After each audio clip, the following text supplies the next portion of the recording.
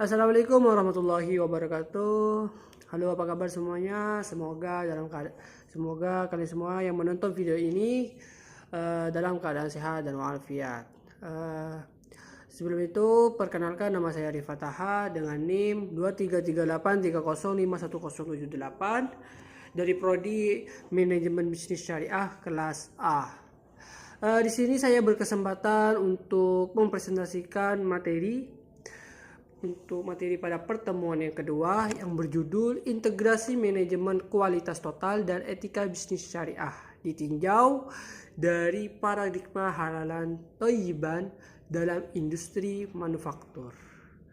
Seperti yang teman-teman ketahui dari sini bahwasanya suatu produk yang dinilai dari kualitas produk tersebut bukan hanya dari efisiensi produksinya saja, namun juga bisa ditinjau dari kehalalan dan thayyiban dalam baik dari proses maupun bahan yang digunakan dalam membuat atau memproduksi suatu produk. Oke, di sini yang akan jadi pembahasan yang pertama kita yaitu adalah apa itu TQM atau kita sebut Total Quality Management. Di sini menurut dari Gaspers, Total Quality Management itu didefinisikan sebagai suatu cara meningkatkan performance secara terus-menerus pada setiap level operasi atau proses dalam setiap area fungsional dari suatu organisasi dengan menggunakan semua sumber daya manusia dan modal yang tersedia. Jadi teman-teman di sini maksud dari Gaspers ini bahwasanya setiap produk yang diproduksi oleh suatu industri atau perusahaan manufaktur itu pasti ada kalanya adanya pengembangan, adanya peningkatan pada kualitas produk. Jadi tidak hanya stuck di situ-situ aja gitu, mengikuti perkembangan zaman gitu ya. Karena ketika suatu industri atau perusahaan manufaktur itu tidak adanya merevisi atau adanya memperbaiki ataupun adanya dalam meningkatkan performance dari kualitas suatu produk, maka produk tersebut akan tertinggal, baik itu secara bersaing maupun dalam hal-hal lainnya gitu. Itu yang dimaksud dari Total Quality Management atau manajemen kualitas total.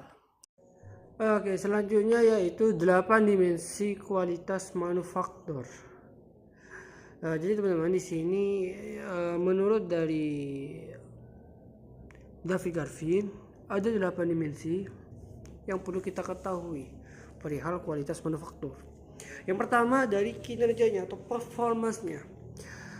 Performa di sini dimaksudkan adalah menyangkut karakteristik dari operasi dasar produk tersebut gitu. Menyangkut inti dari performance dari suatu produk tersebut gitu. Misalkan seperti mobil ini secara performanya itu pastinya digunakan untuk buat transportasi, memudahkan transportasi gitu. Seperti kayak motor gitu. Terus juga misalkan handphone di sini itu secara performanya itu banyak, bisa digunakan untuk menghubungi orang yang jauh dari kita, digunakan juga untuk membantu pekerjaan kita, dan juga dapat digunakan untuk meluangkan waktu kosong kita dan lain-lain sebagainya. Begitu, itu yang dimaksud dari performance. Jadi inti dari kegunaan dari produk tersebut gitu. Terus yang kedua ada fitur. Fitur di sini itu dimaksudkan adalah sebagai pelengkap. Jadi menurut David Garvin, fitur di sini itu adalah item-item ekstra yang ditambahkan pada fitur dasar. Jadi intinya sebagai pelengkap lah ya. Contohnya misalkan seperti mobil misalkan. Mobil itu kan ada fiturnya, fitur tambahannya, ada pelengkapnya. Itu apa? Itu ada sensornya di dalam mobil. Misalkan lagi seperti kulkas. Kulkas itu kan secara kinerjanya, secara performance-nya itu kan sebagai untuk menyimpan stok-stok bahan-bahan makanan gitu, kan? Stok-stok bahan-bahan makanan gitu. Namun di situ ada fiturnya, yaitu dapat mendinginkan bahan-bahan makanan agar bisa tahan awet lama, agar bisa tahan lama gitu, atau awet gitu ya, agar bisa awet lama gitu. Jadi fiturnya di situ ada freezernya, ada AC atau ada kipas pendinginnya gitu, untuk mendinginkan bahan makanan dan lain sebagainya. Terus yang ketiga itu ada keandalan atau reliability. Di sini menurut David Garfin, reliability itu adalah kemungkinan produk untuk tidak berfungsi pada periode atau jangka waktu tertentu.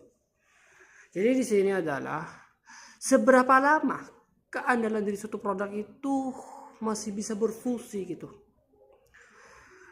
Karena pastinya produk manapun, sebagus apapun produk tersebut, suatu produk tersebut, pastinya akan ada masanya produk tersebut akan berhenti bekerja. Akan ada masanya, akan ada waktunya produk tersebut itu akan berhenti secara performance-nya, secara kinerjanya gitu. Tergantung, bisa dalam jangka waktu setahun, 2 tahun, 5 tahun, 10 tahun, apapun itu. Terus selanjutnya yang keempat yaitu kesesuaian atau conformance. Di sini menurut David Garfin, conformance itu adalah kesesuaian kinerja dan mutu produk dengan standar. Jadi sesuai namanya, kesesuaian. Jadi produk tersebut yang diproduksi oleh suatu industri atau perusahaan manufaktur itu pasti ada standarnya gitu. Ada standar standar dari kinerja dari kinerja produknya gitu. Produknya gitu. Misalkan HP ini misalkan. HP itu kan memiliki banyak brand lah ya, berbeda-beda gitu brandnya. Ya dimana itu pastinya memiliki kesesuaian yang berbeda-beda, conformance secara berbeda-beda. Misalkan ada HP brand A, itu secara kesesuaiannya atau conformance-nya ya standarnya itu ternyata hanya standar untuk membuat pekerja gitu, buat HP kerja lah intinya ya, buat HP kerja gitu. Misalkan buat untuk bagi customer seperti pekerja kantoran, mahasiswa atau siswa dan sebagainya begitu. Terus juga ada HP brand B, misalkan brand B ini ternyata secara kesesuaiannya itu digunakan untuk ngegame gitu. Jadi fokus utamanya itu di game gitu dan sebagainya begitu. Selanjutnya yang kelima yaitu daya tahan atau durability. Di sini menurut David Garfin, durability itu adalah jangka waktu hidup sebelum tiba saatnya diganti gitu. Ya, jadi durability di sini ya mirip seperti keandalan tadi, cuma bedanya di sini itu berkaitan dari durability, daya tahannya ya. Daya tahan dari produk tersebut gitu. Butuh berapa lama nih produk tersebut itu tahan awet nih, tahan lama nih. Karena seringkali ada produk itu daya tahannya itu sebentar gitu. Ada yang bertahan cuma setahun, 2 tahun. Contohnya misalkan seperti apa? Misalkan seperti HP lah. HP ini rawan banget. HP ini rawan customer sering mengganti HP gitu. Karena sering mengalami yang namanya rusak. Mungkin rusak di LCD-nya, mungkin bermasalah di baterainya dan sebagainya begitu. Ini yang disebut durability gitu, daya tahan. Beda sama keandalan tadi. Kalau keandalan itu masalah fungsinya ya. Berapa lama fungsi tersebut itu bertahan gitu. Oke. Selanjutnya keenam yaitu kemampuan pelayanan atau service ability. Di sini menurut David Garvin, service ability adalah kemudahan service atau perbaikan ketika dibutuhkan gitu. Ya intinya setiap produk kan mestinya ada yang namanya garansi ya, pastinya ya, garansinya itu berapa tahun gitu. Nah ini merupakan termasuk service ability gitu. Misalkan kayak HP lah misalkan. Setiap kita membeli HP baru pastinya kan ada garansinya gitu. Jadi ketika misalkan garansinya 5 tahun nih, garansinya ternyata dalam waktu setahun HP kita tiba-tiba secara performanya menurut secara drastis nih, cepat rusak ininya, sehingga garansi tadi itu bisa digunakan gitu sebagai service ability gitu. Terus yang ketujuh yaitu estetika atau estetik. Di sini kalau menurut dari David Garvin, estetik itu menyangkut pada tampilan, rasa, bunyi, bau, ya. Jadi intinya berkaitan dari kualitas dari produk tersebut gitu. Ini dapat dilihat dari tampilannya ya, rasanya, bunyinya, baunya itu bagaimana dan sebagainya gitu. Jadi setiap customer itu pastinya menilainya dari situ juga, dari estetiknya gitu. Misalkan televisi nih ya, misalkan televisi dari tampilan, televisi itu kan dinilainya dari estetikanya itu dari tampilan layarnya, seberapa jernih yang ditampilkan pada layar gitu. Dan pastinya semakin bagus pastinya setiap televisi itu kan secara performance itu kan berbeda-beda lah ya, tergantung mungkin dari harga, mungkin dari brand dan sebagainya gitu. Dan yang terakhir yaitu dari 8 dimensi kualitas manufaktur menurut David Garvin, yaitu yang terdapat adalah kesan kualitas atau perceived quality. Di sini menurut David Garvin, perceived quality itu adalah dimasukkan adalah mutu atau kualitas yang diterima atau dirasa customer. Jadi ada kesan nih, ada hal yang dapat disampaikan nih oleh customer terhadap kualitas dari produk tersebut gitu. Pastinya ada hal yang bisa dikritik, mungkin ada hal yang mungkin bisa dikasih saran, mungkin agar agar dengan adanya perceived quality di sini itu bisa menjadikan suatu perbaikan bagi industri atau perusahaan manufaktur dalam memproduksi produknya gitu, agar bisa memproduksi produknya yang lebih baik lagi gitu, begitu. Oke, selanjutnya yaitu yang terakhir yaitu paradigma halalan thayyiban. Dirinya dari intisari etika bisnis syariah. Paradigma di sini maksudnya apa? Paradigma itu kerangka berpikir atau pemikiran lah ya, pemikiran tentang halalan thayyiban. Oke, di sini kita bahas halalan thayyiban. Konsep halalan thayyiban itu berasal dari ajaran Islam, yang dimana halal berarti diperbolehkan, sedangkan thayyib itu berarti baik, sehat, dan bersih gitu. Sehingga sehat dan bersih. Contohnya di sini ada contoh, misalnya sebuah minuman harus bebas dari bahan haram dan diproduksi dalam fasilitas yang bersih agar aman dikonsumsi. Jadi teman-teman, Maksud dari konsep halal dan thayyibah di sini pada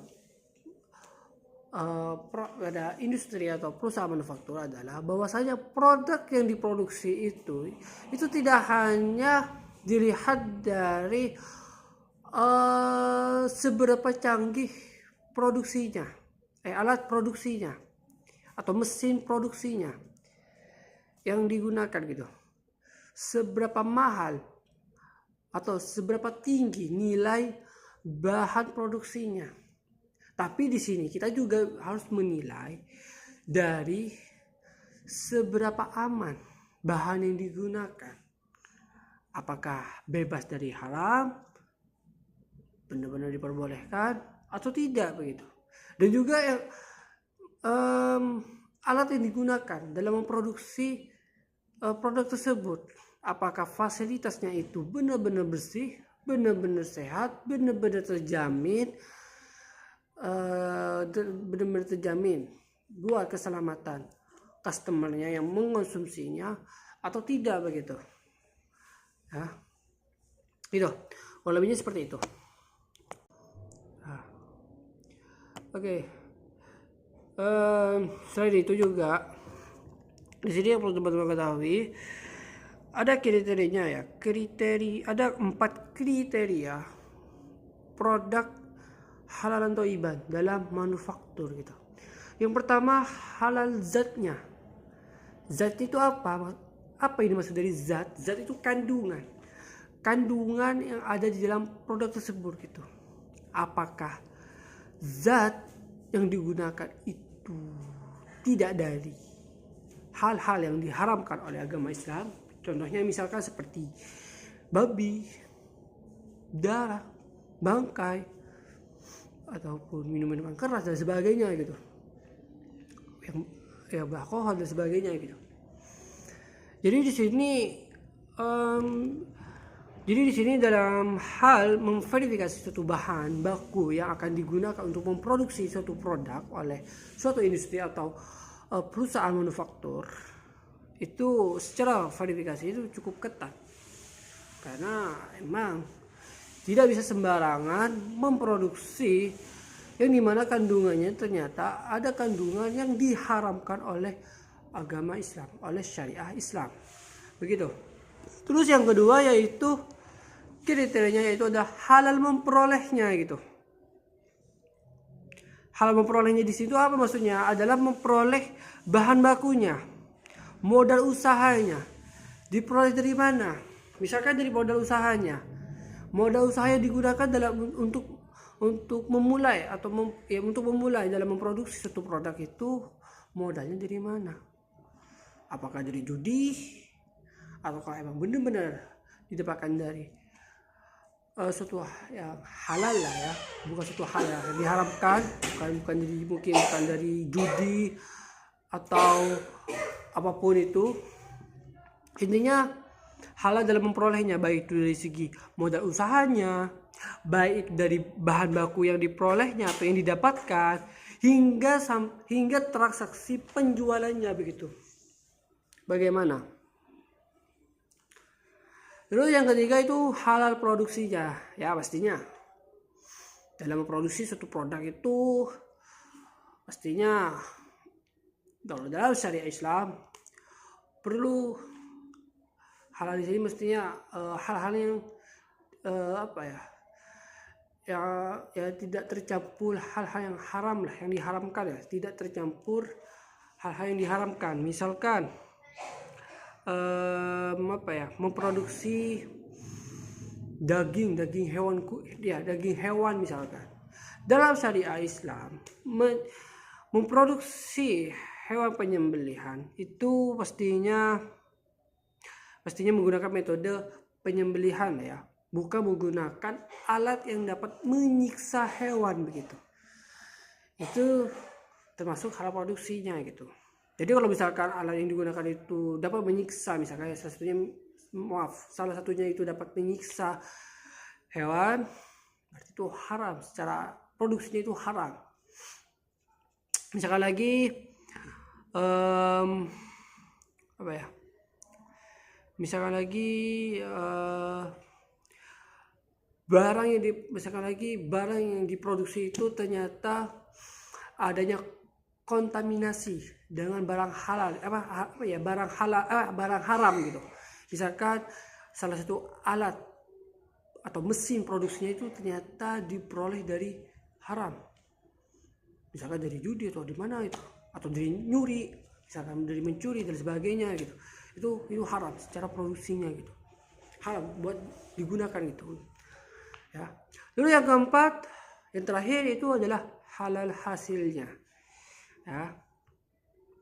Produk yang dihasilkan oleh suatu industri atau perusahaan manufaktur harus dipastikan secara syariat Islam, harus dipastikan hasilnya itu benar-benar halal, benar-benar terjauh dari hal-hal yang diharapkan oleh syariat Islam, baik itu dari segi bahannya, baik itu dari segi produksinya, baik itu dari segi zatnya atau kandungannya dan sebagainya begitu. Itu benar-benar dipastikan bahwasanya hasil dari produk tersebut itu tidak bertentangan dengan syariat Islam begitu ya. Itu jadi kalau lebihnya seperti itu yang dimaksud dari paradigma. Jadi kalau lebih seperti itu materi dari integrasi manajemen kualitas total atau total quality management dan etika bisnis syariah ditinjau dari paradigma halalan thayyiban dalam industri manufaktur. Saya akhiri, mohon maaf jika ada kata-kata yang salah atau keliru. Wabillahi taufiq wal hidayah. Wassalamualaikum warahmatullahi wabarakatuh.